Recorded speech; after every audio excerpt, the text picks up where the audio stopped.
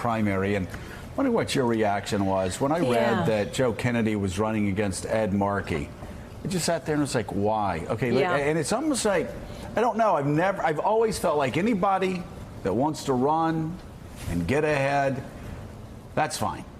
But in the year of Donald Trump, every dollar that is spent on that primary will be a dollar not spent on trying to defeat Donald Trump.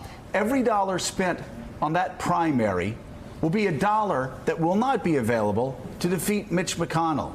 Every dollar spent in that primary will be a dollar spent and not maintaining the Democrats' very tenuous hold on controlling the House of Representatives. Why now does Joe Kennedy decide he wants to take out one of the most progressive, one of the most respected Democratic voices in the Senate, who matches his constituents in Massachusetts? I'm with you with that on that one, Joe. It doesn't make sense to me. I mean, Markey, as you just said, is a good senator. He has a progressive record. I'm not sure why you would go after Markey. I mean, look, I understand why. I think that clearly Kennedy has ambition and he wants to move up. He wants to be a U.S. senator. But like you said, Joe, in the time of Donald Trump, this is not the time to do this, especially when you're talking about a senator, an incumbent senator like Markey, who has, like you said, a very strong record.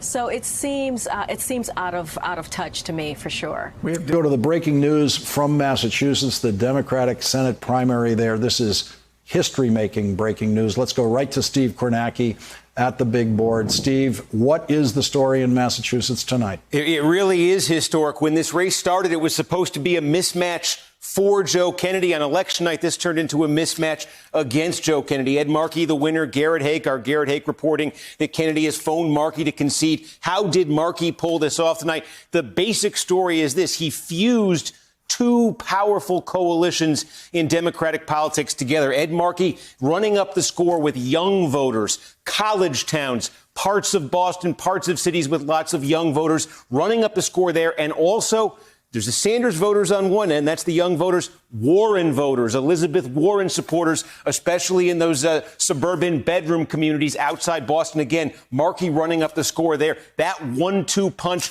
just too much for Joe Kennedy. And you mentioned the historic nature of this. This is what it was coming into tonight. Democratic primaries in Massachusetts going way back to JFK in 1946, 26 Democratic primaries with a Kennedy, 26 wins for a Kennedy, never a loss.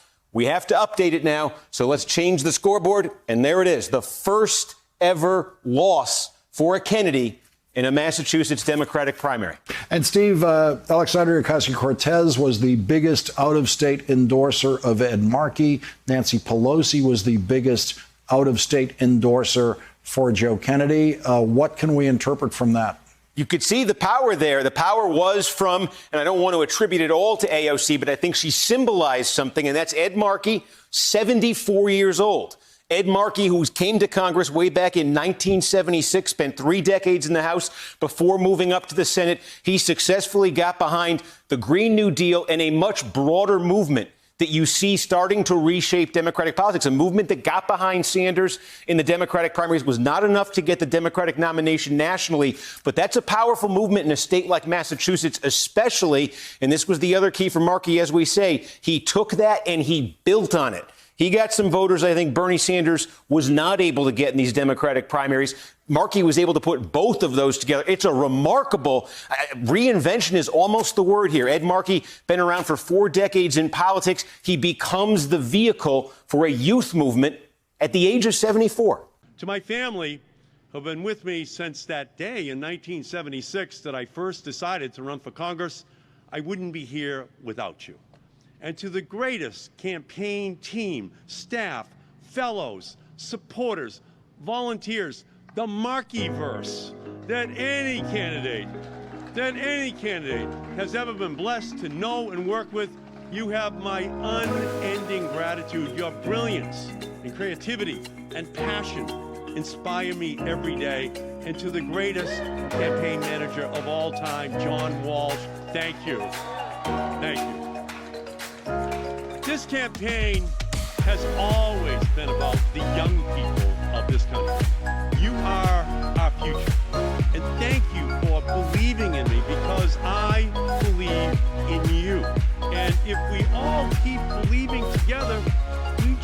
may get my sneakers to last another 8 weeks on the campaign trail.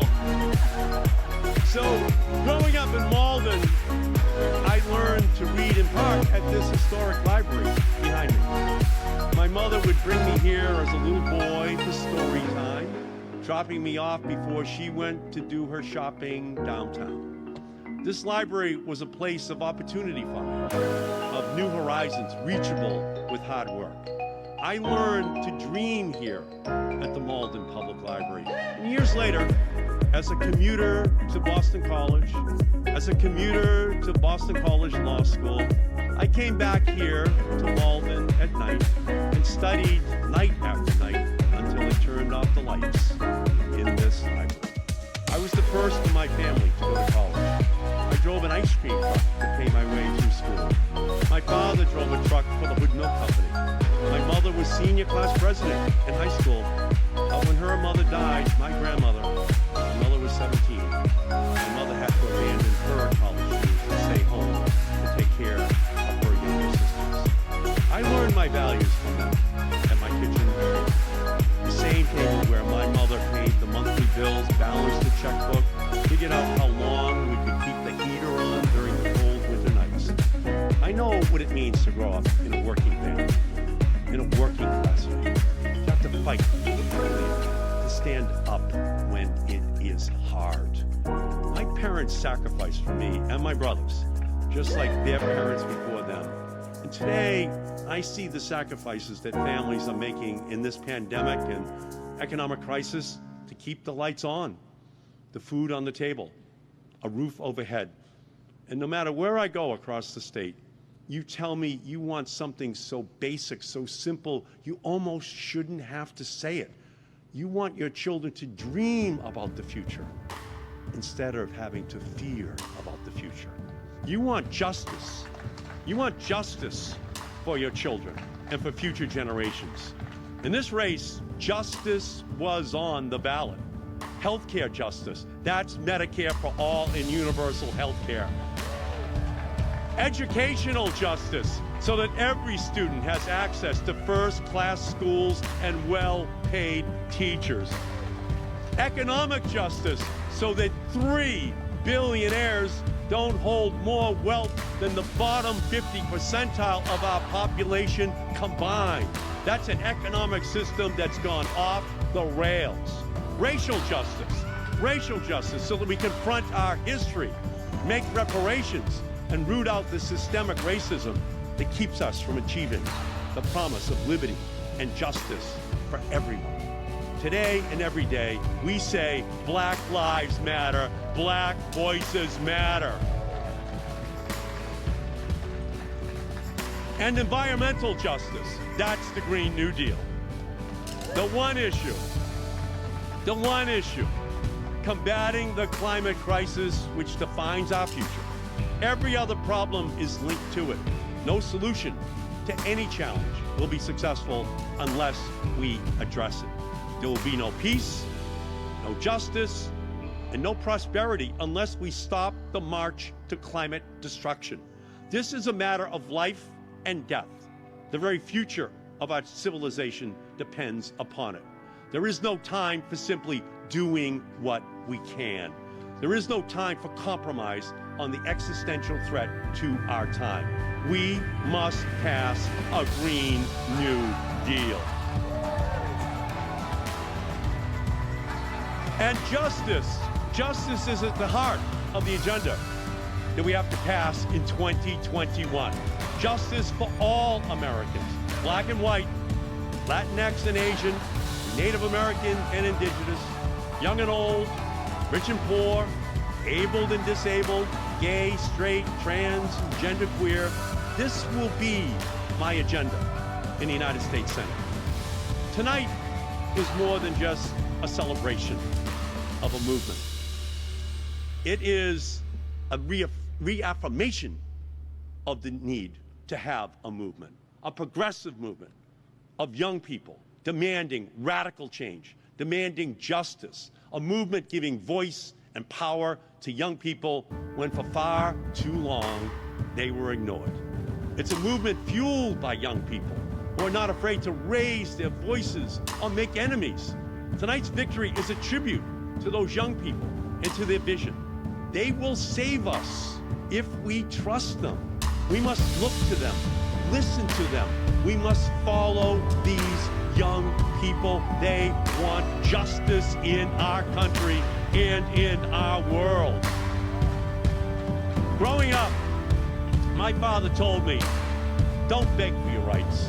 You organize and you take them. So to the young people fighting in this movement for change, here is my charge to you. March in the streets, protest, run for school committee or city council or the state legislature and win. But don't just challenge the status quo, dismantle it, take things over. When they say slow down, go faster. When they say not now, start that day. When they say not that way, redraw the map. When they say you're too young, show up with your friends. Every reason the critics and cynics offer to give up or give in is proof positive that you should push forward and hard. The time to be timid is past. The age of incrementalism is over. Now is our moment to think big, to build big, to be big. This is what this election is all about. This is what this moment demands. There are many issues in this race, and we campaigned on all of them. Civil rights, health care, the economy, the coronavirus pandemic, creating a pathway to citizenship.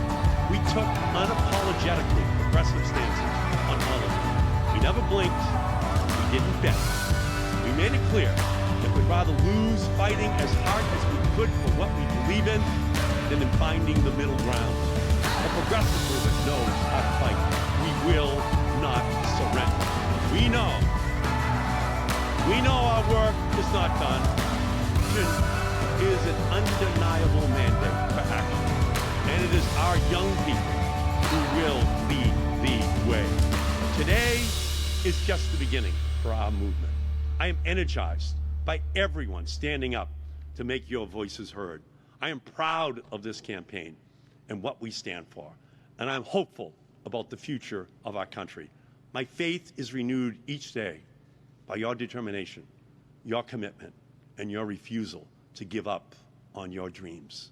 Together, we will create a healthier, fairer, more prosperous, peaceful, and hope-filled future for everyone, especially the children in our country. Thank you, Massachusetts. God bless you, and God bless these United States of America. Thank you, Massachusetts. Here we go. Here you go. Hold that up there, Susan. Hold that up.